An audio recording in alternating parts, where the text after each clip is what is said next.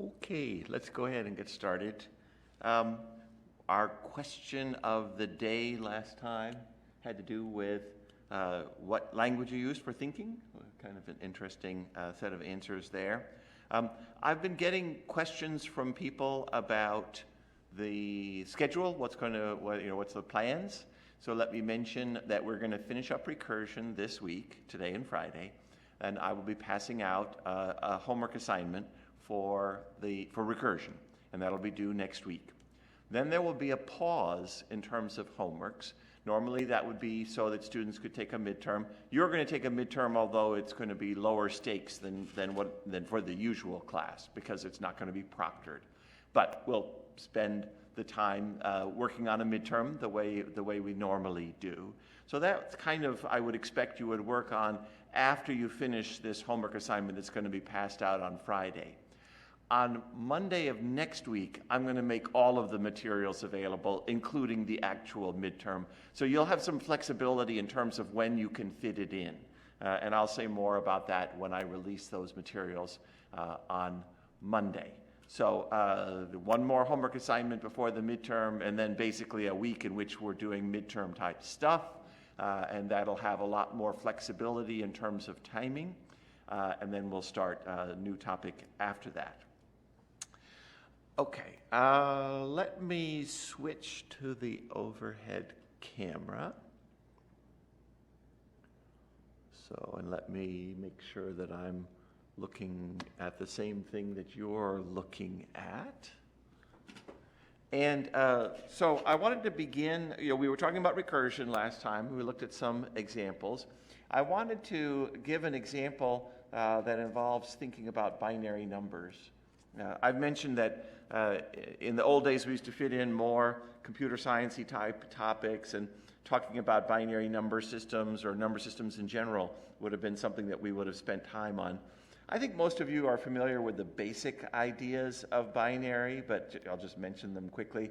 That we only have the digits 0 and 1, so you run out of digits after that, and so the next number in the sequence we would kind of carry over into the next digit. We'd have a 1 0, and then we'd have a 1 1, and we'd kind of run out of digits again, so we get a 1 0 0. Then we would have a 1 0 1, a 1 1 0, a 1 1 1.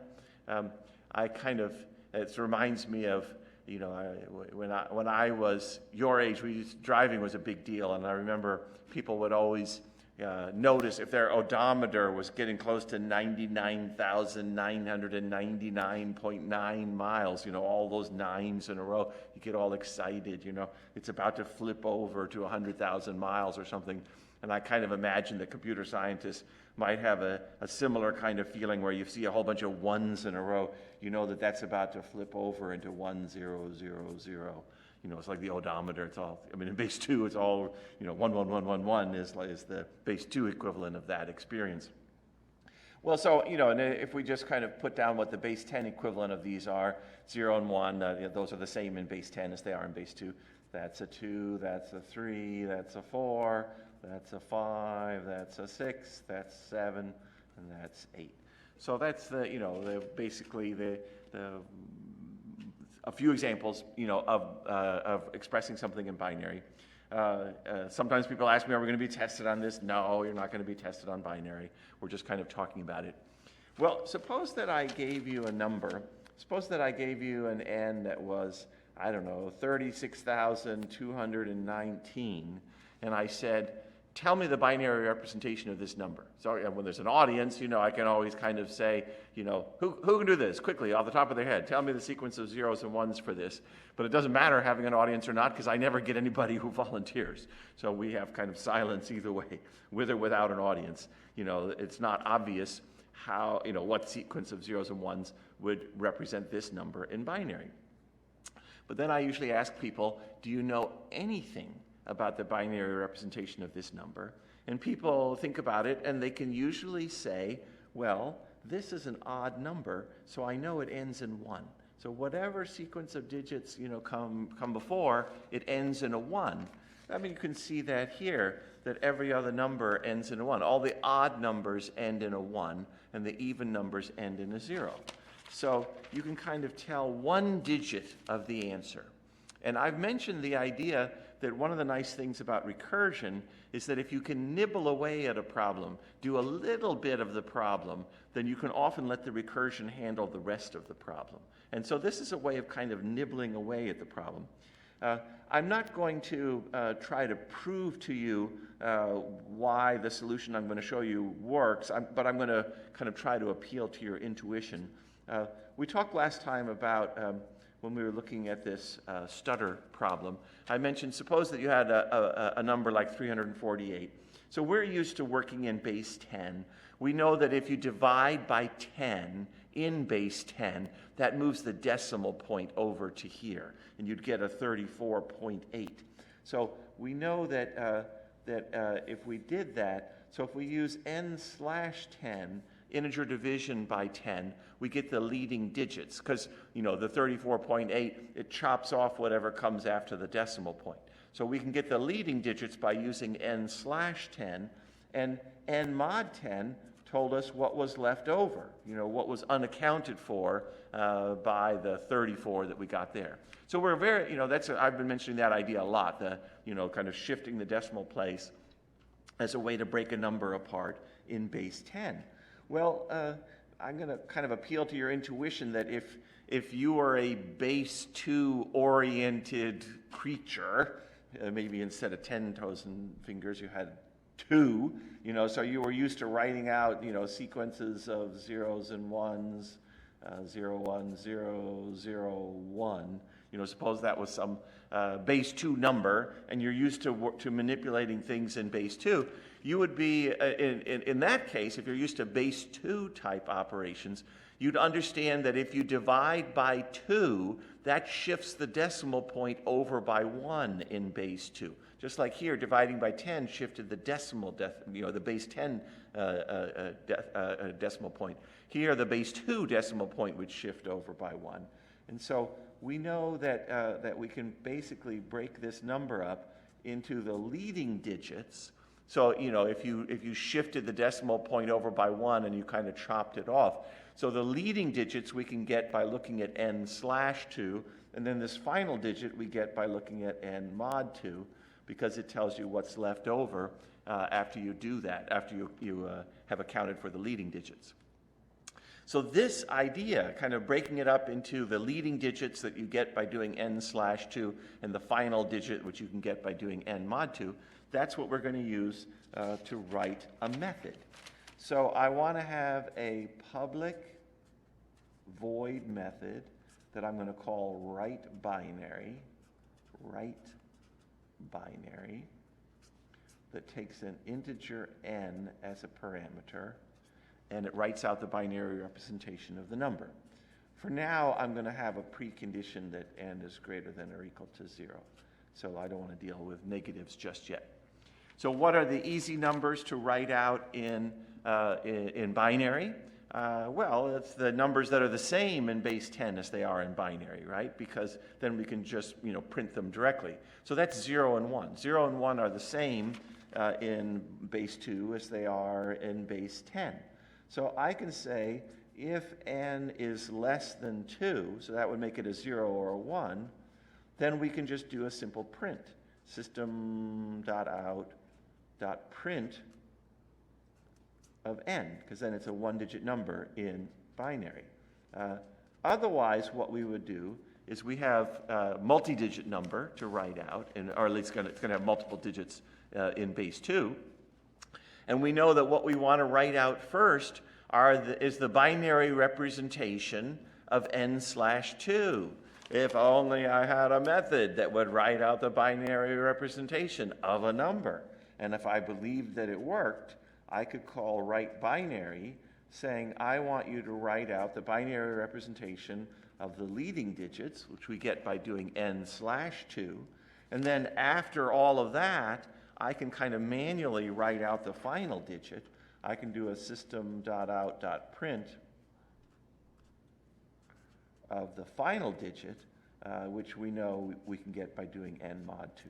So we use that n mod 2 trick of getting the last digit to kind of pick off one of them, and we let the recursion do the rest. We let the recursion take care of the leading digits.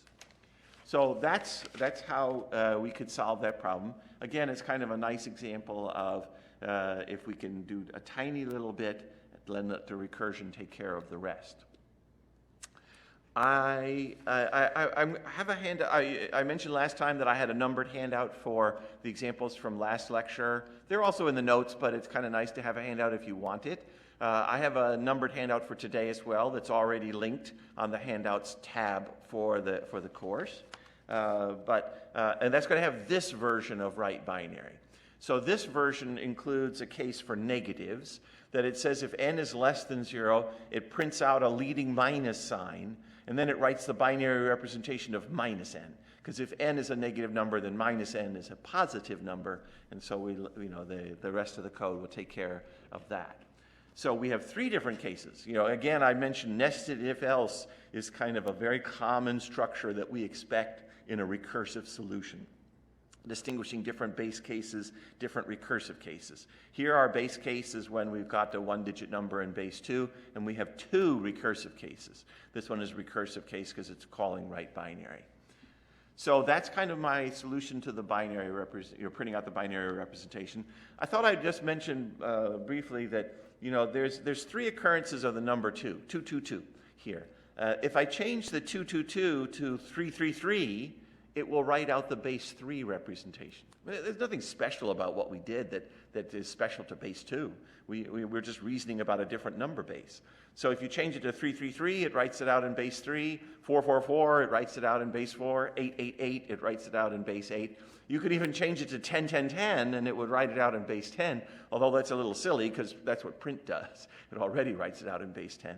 If you wanted to deal with number bases greater than 10, like base 16 or hexadecimal, then obviously you'd have to do something extra because there are other kinds of digits in a base like base 16.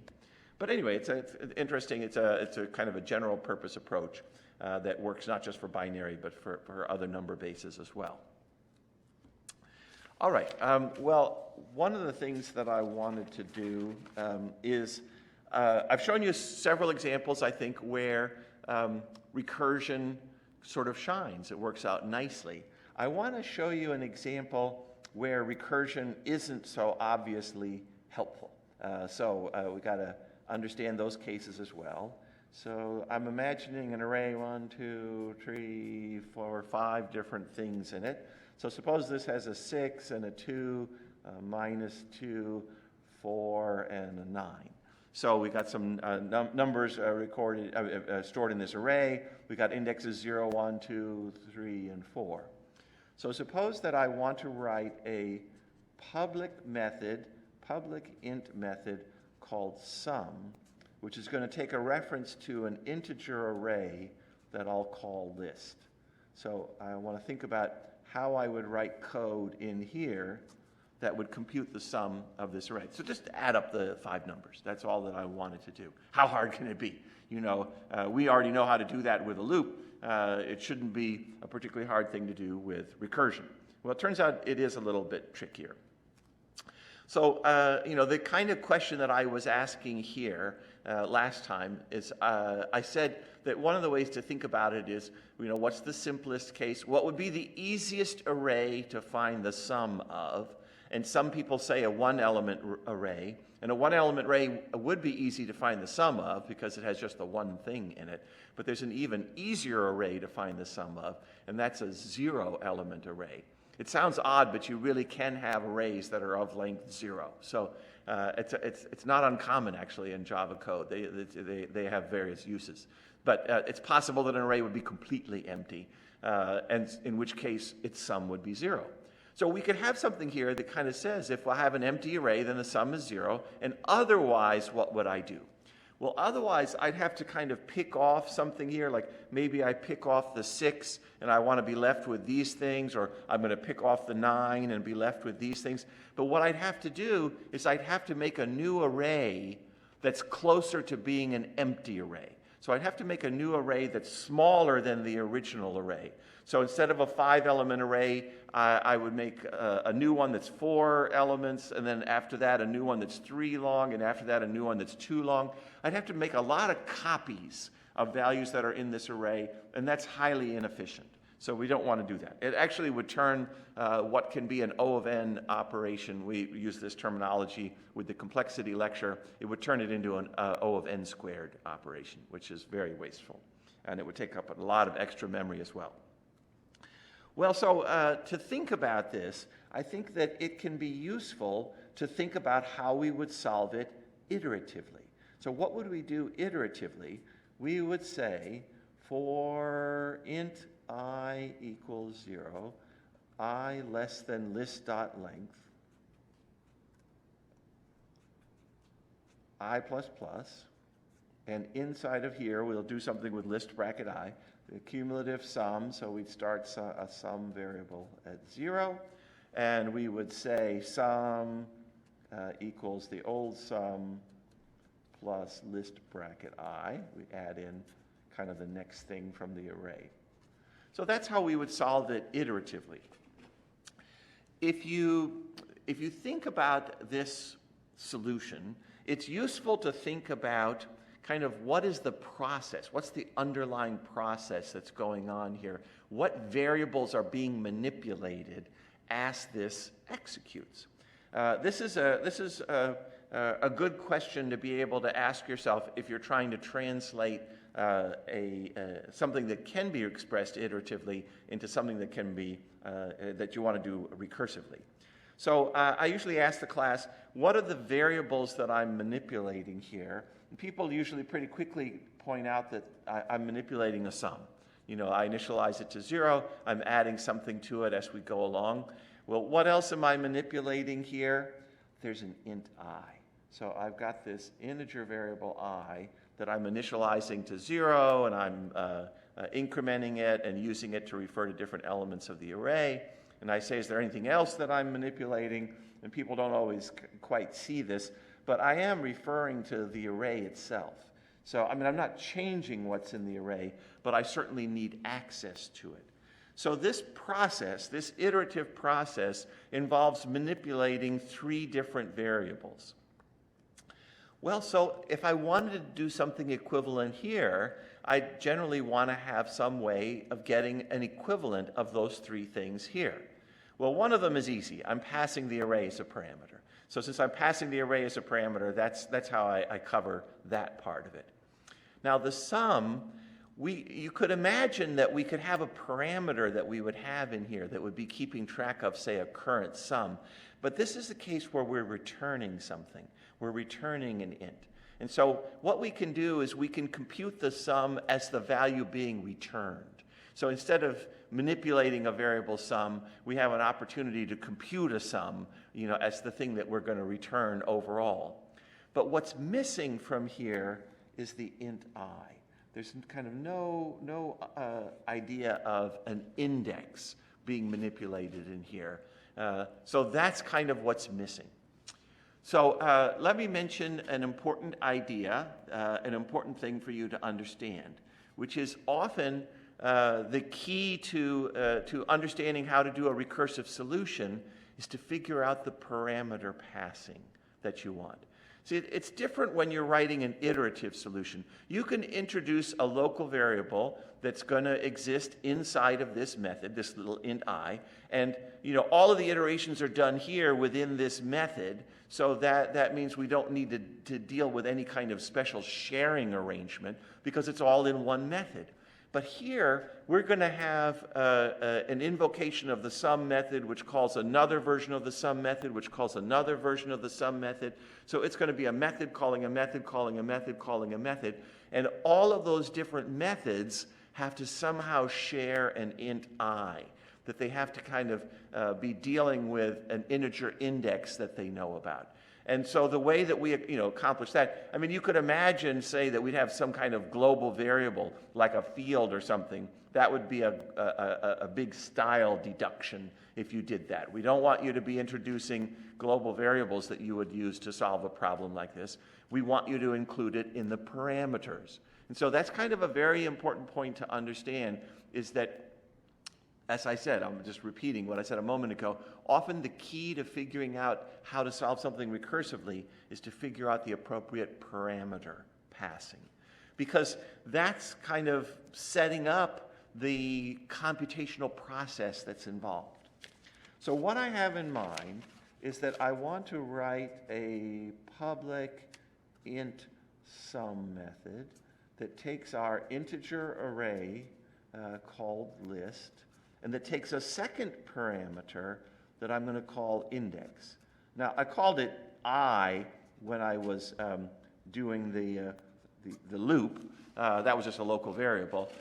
With a parameter, it's kind of nice to use a more specific name, like index. So we have to figure out kind of then what this is going to mean. But now, by having a second parameter, I can be passing along kind of different values of index.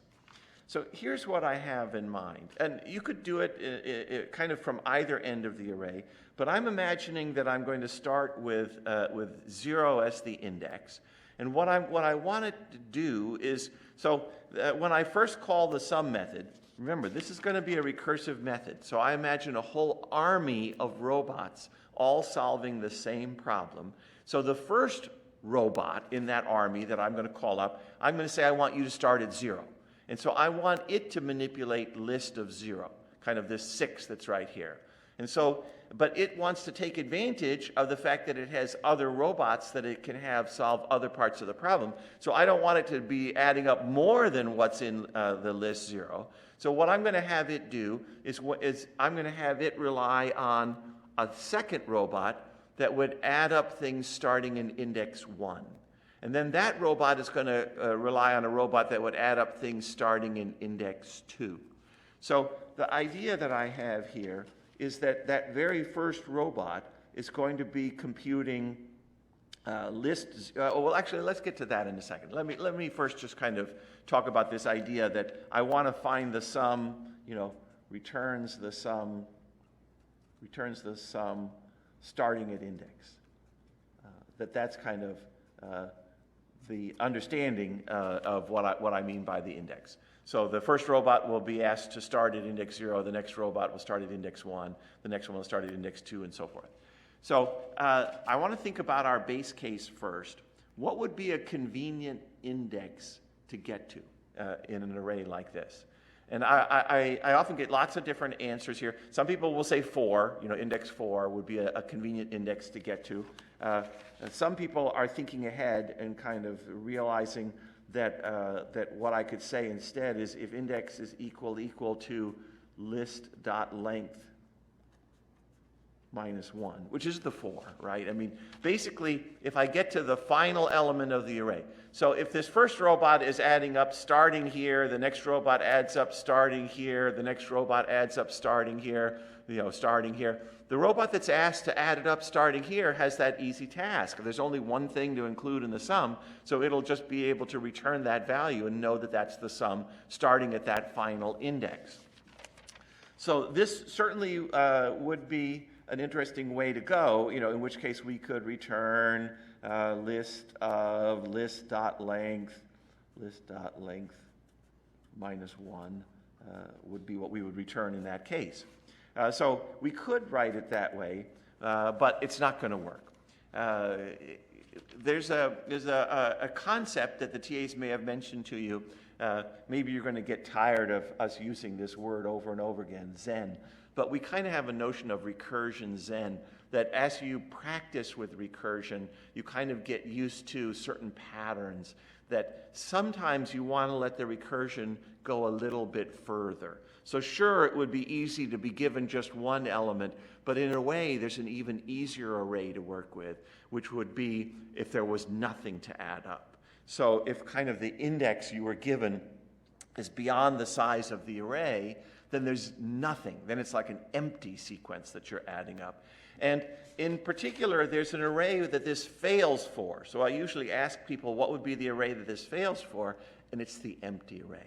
When list.length is 0, if it's an empty array, then the index is never going to get to list.length minus 1, and it's going to try, accessing a list.length minus 1 element of an array that has nothing in it. So this is not going to work when you have an empty list.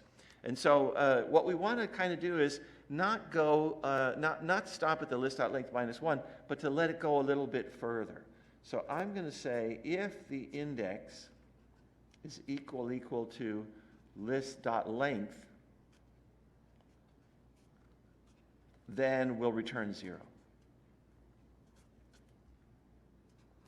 And otherwise, we'll figure out what we're going to return in a second. So we basically let index go a little bit further. So in this case, the length is 5. So we'd let index go all the way to 5, which we would understand as the index, the sum starting at index 5. Well, there's nothing there at index 5, so that sum is 0. That's what this is going to take care of here. And then this will work also on an empty array, that it'll return the correct value even for the empty array. And what do we want to return otherwise? Well, just to kind of reinforce this idea of returning the sum starting at index, and the idea of trying to keep it simple what each different robot is going to do. So that first robot is going to be asked, find the sum starting at index 0. So it's certainly going to include list 0 in its answer. That's part of what it's going to do. And then what do we want to do? We don't want to do plus a list of 1, plus list of 2, plus list of 3. That's the iterative approach. That's having this one do too much. What we want to do is we want to compute a sum recursively, and I'm going to say starting at index 1. And then how do we compute the sum starting at index 1? Well, we would compute list bracket 1 plus the sum starting at index 2. And how would we compute the sum starting at index 2? We would take list of 2 plus the sum starting at 3. Starting at 3. So that's kind of the idea, is that each different robot in our sequence here is going to deal with one element of the array. So the very first robot that I talked to is going to add list 0 to the sum. The next one is going to add list 1 to the sum. The next one is going to add list 2 to the sum. And eventually, we're going to get down to an index that would be the list.length. It would be beyond the size of the array. So what do we want to return in this other case? We want to return list bracket index plus the sum of list starting where. And this is actually worth pausing for a moment, because what we know we want to kind of deal with the next index over. If I was asked to start at 0, then I asked the next one to start at 1. If I was asked to start at 1, I asked the next one to start at 2. So we want a higher index. And let me just kind of make a general comment here that you're going to want to use plus 1 for things like this. You're so used to doing plus plus that you're going to be inclined to say something like index plus plus. Don't do that. Say index plus 1. It's just trust me that for all these recursive calls, index plus plus almost always screws things up. So we'll compute the one higher index by passing it a parameter of index plus 1. So this would be the code that we would insert here inside of our public method. That's kind of how we would solve that problem. But one of the things to recognize is this isn't the problem you were asked to solve. You were asked to solve this problem. I don't think that, if you were working for a company and you kind of told your boss, well, I found it too hard to solve the problem you asked me to solve, so I solved this problem instead. That's not going to be welcomed as a very good answer, to the assignment that you were given. So what do we want to do? Well, we can basically have both of these things. So we can have our recursive method that has the extra index parameter, it's got the if-else code inside of it. And then we can have this method here, and what we would put for the ... here is we would return what you get by calling the sum method, passing it list, and the initial index we wanted to begin with, which was index 0. So this becomes kind of the one line of code that we put here. So the method that we write, this public method that we write, starts the recursion going by passing it this extra value here. So we can have both of them. I've mentioned the idea that we can overload a method. We can have two versions of the sum method if their signatures are different. Well, this is a sum method that takes one parameter. This is a sum method that takes two parameters. So Java's very good at distinguishing between those things. We would refer to this method here as a helper method, and some people like to use a name like sum helper. So if that's easier for you to use names like sum and sum helper, that would be fine. I tend to use the same name for both, but I understand why some people like to use a different name. But the one thing you want to be careful about is, in general, I would not have asked you to write this method. I asked you to write this public method. I didn't ask you to write this. So in general, you're not going to make this a public method. You're going to make this a private method. So this is in the notes for today too, is that this is the solution that we end up with, is a public sum method that starts the recursion going by passing it an index of 0, and then the private method. Notice something about a private method is, since the client doesn't see it, you have complete flexibility about what parameter passing to have. So that's that idea again, that the key to the recursion often is figuring out what parameters to include. So that, they definitely want to be keeping that in mind as you approach these different recursive problems. And let me mention, this might be worth understanding. The TAs and I refer to this as a public-private pair. It is a pair of methods where there's kind of the public version, and then the private method is the one that does the actual recursion. And every interesting recursive problem you're going to solve for your homework and on exams is going to, from this point forward, is going to involve a public-private pair. That's why this is a very important technique for you to understand. That's why I covered it today. Okay. Normally I'd take questions, but we don't have the opportunity to do that. So let me switch back to the laptop and make sure that you're seeing it too. Okay. I didn't mention this, but let me mention that I've got a little link here on the class webpage that if you're interested in giving me some vocabulary words to use in Friday's lecture, you can fill out this form. I put this up this morning. I already have 2 people who filled out the form.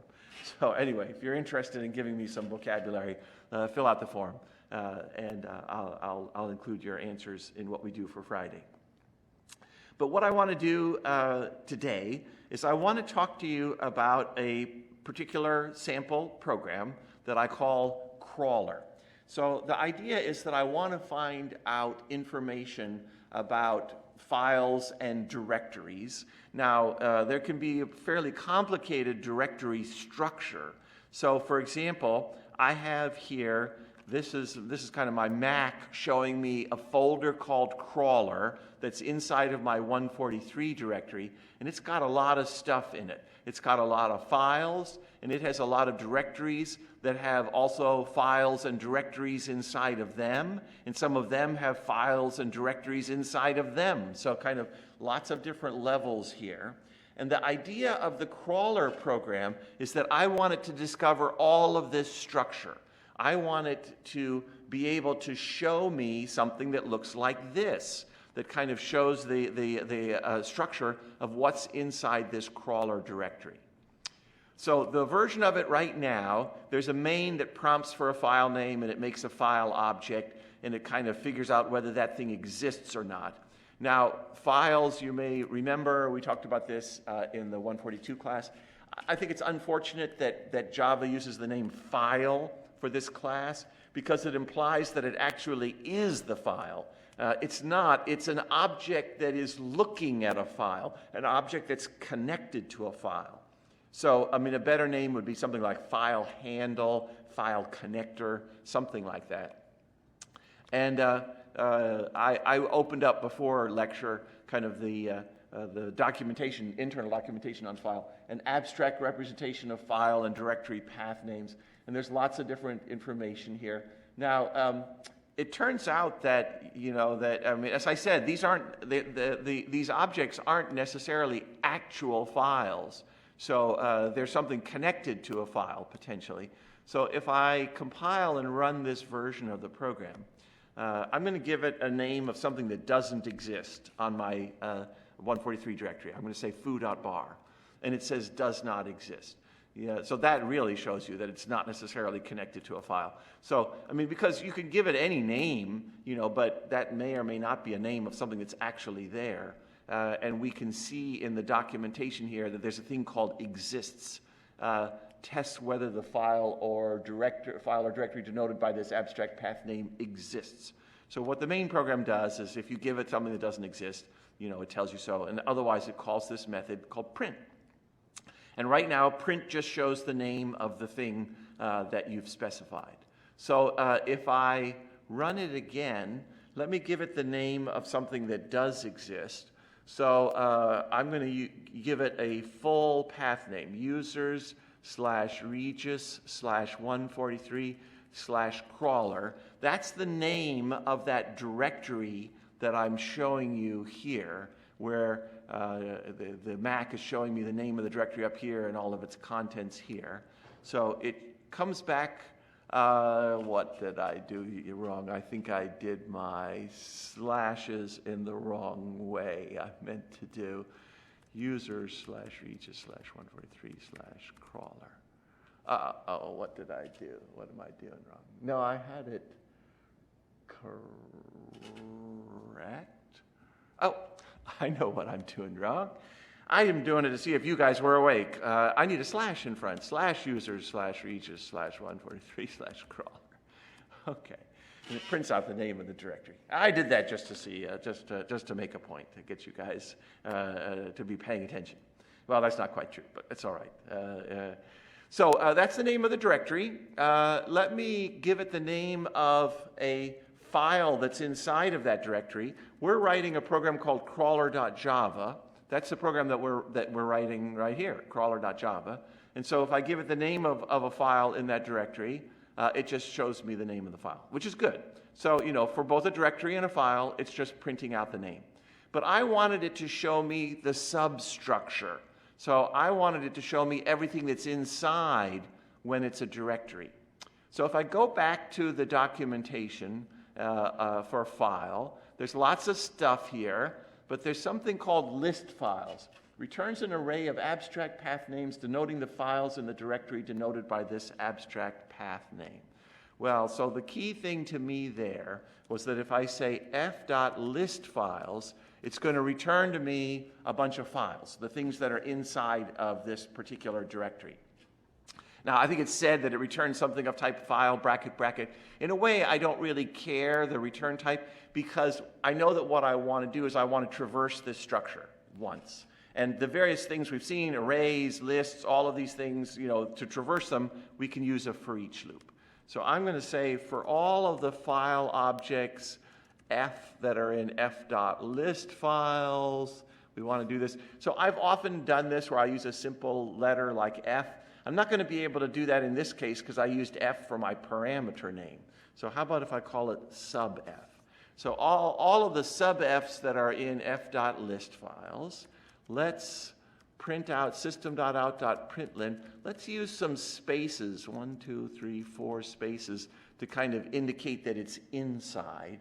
And then let's print out subf.getName. We'll print out the name of that subfile. So how about if we do that? So let me compile and run this version.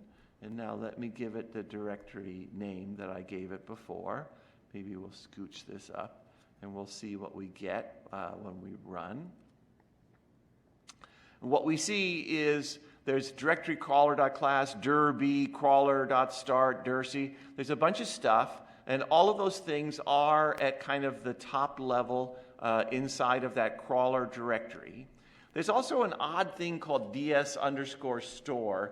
One of the interesting things when you use something like a file object is you discover things about your computer that you didn't know were true. This is a Mac thing. This is kind of, you can read about it online if you want, but it's a hidden file. It's not normally visible the way it is visible here in this list. So that's why it wasn't being shown by the Finder window. But anyway, it's a Mac detail. You can read about it online if you're interested. But let me make sure I haven't broken anything. So that was the directory name, but remember I also wanted to be able to give it the name of a file, like crawler.java. And now it prints out the crawler.java, but then it gives me this, exception in thread main, null pointer exception. And so it blew up on this line of code where I'm trying to do the for each loop. Well, why would that be so? Well, we're calling list files in that line of code. And if I open up the description of list files, there's a lot of stuff here. One of the things it says, look at this sentence right here. If this abstract path name does not denote a directory, then this method returns null. That's why I'm getting a null pointer exception, is because list files, in this case, because it's a file and not a directory, list files is returning a null.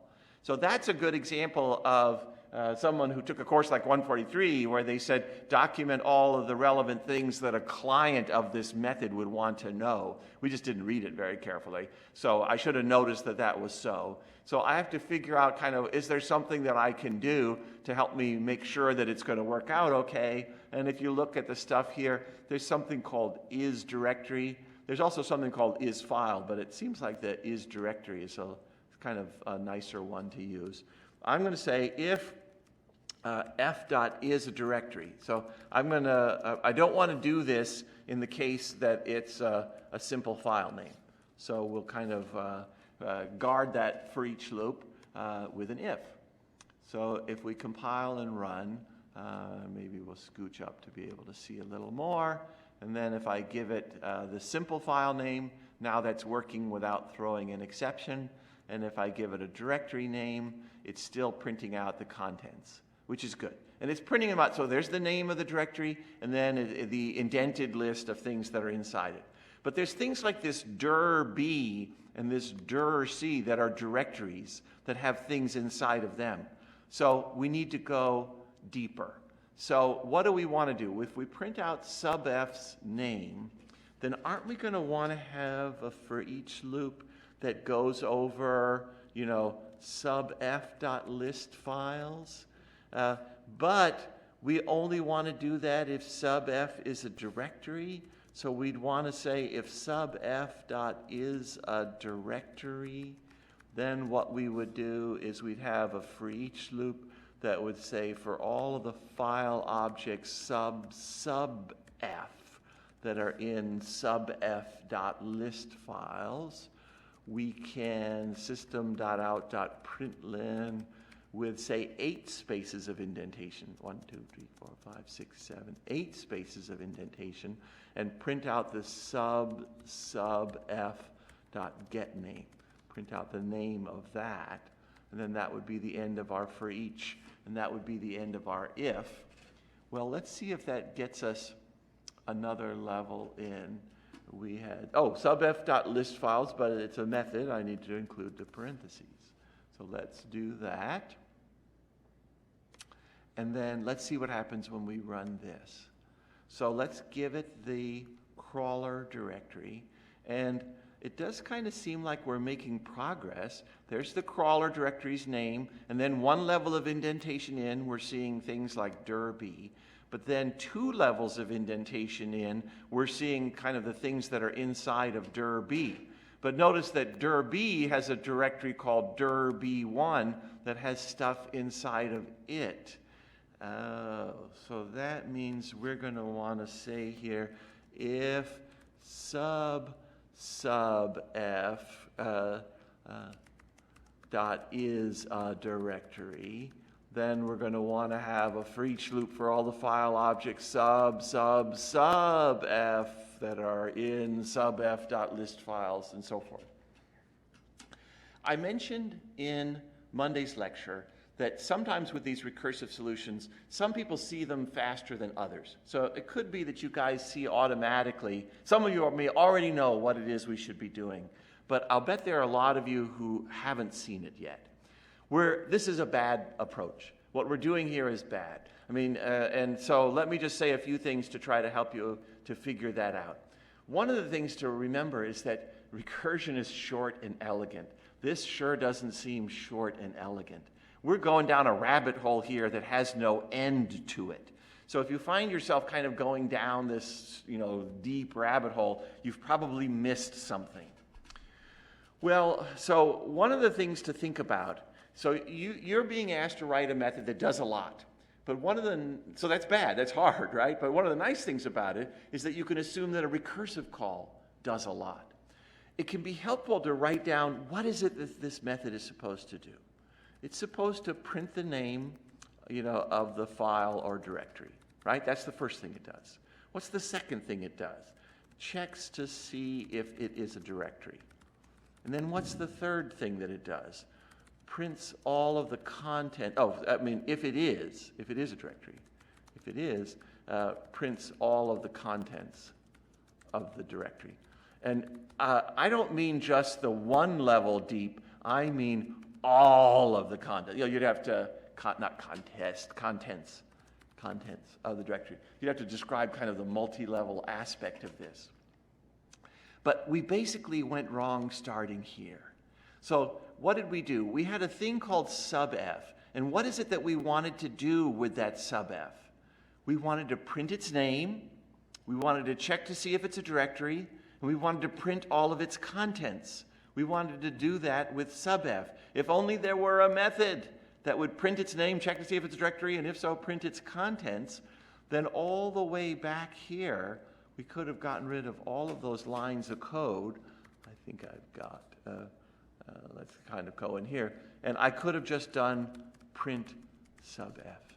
I could have just made a recursive call and asked it to print that sub f, because that's exactly what this method does. So we were making things much, much harder for ourselves than it needed to be. So let me go ahead and run this, and let me give it the directory name. And now we're getting tons of stuff.